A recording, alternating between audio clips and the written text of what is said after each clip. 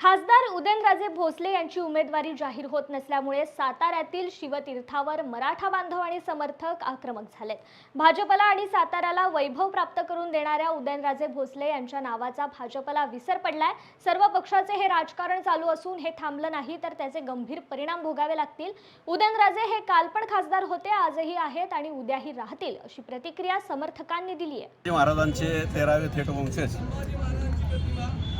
श्रीमंत छत्रपती उदयनराजे भोसले यांनी खरं तर भाजप साताऱ्यात आणि सातारा जिल्हा शून्यावर होता त्याला चांगलं गतवैभव प्राप्त करून दिलं। सातारा नगरपालिकेची परिस्थिती अशी होती की सातारा नगरपालिकेत एकही भाजपचा नगरसेवक नव्हता।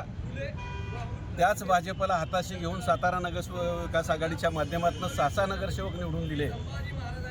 त्याच भाजप पक्षाला चांगले दिवस आले की श्रीमंत छत्रपती उदयनराजे भोसल्यांच्या नावाचा विसर पडतो।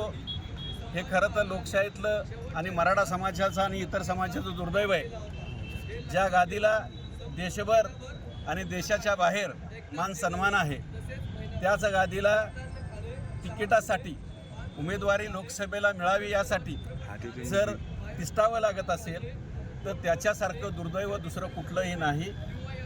ज्या पद्धतीनं आज भाजपचं असेल, शिवसेनेचं असेल किंवा राष्ट्रवादी अजित पवार गटांचं असेल, त्यांचं राजकारण चाललंय, हे राजकारण थांबलं पाहिजे, अन्यथा त्याचे परिणाम सर्व देशभर हे जे राजकीय पक्ष एकत्र आलेत त्यांना भोगावे लागतील। श्रीमंत छत्रपती उदयनराजे भोसले कालही खासदार होते, आजही आहेत, उद्याही असतील। अशा पद्धतीची एक खूणगाठ आणि एक व्यूहरचना सर्व समाजानं बांधलेली आहे। ज्या पद्धतीनं तुम्ही राजकारण करताय त्याचे जे मतदार आहेत तेच मतदार तुमच्या सोबत राहतील का नाही, अशी आज परिस्थिती आहे।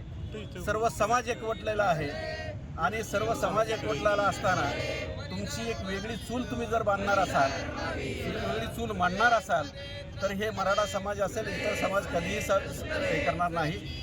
उदयनराजे भोसले यांनी कधीही जातीपातीचं राजकारण केलेलं नाही।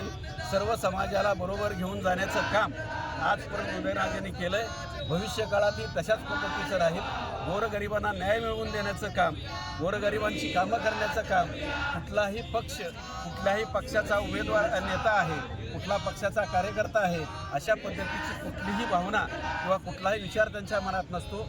आणि अशा एखाद्या चांगल्या व्यक्तिमत्वाला तुम्ही डावलून स्वतःचं अस्तित्व वाढवण्याचा जर प्रयत्न करणार असेल तर कदापि सहन केलं जाणार नाही।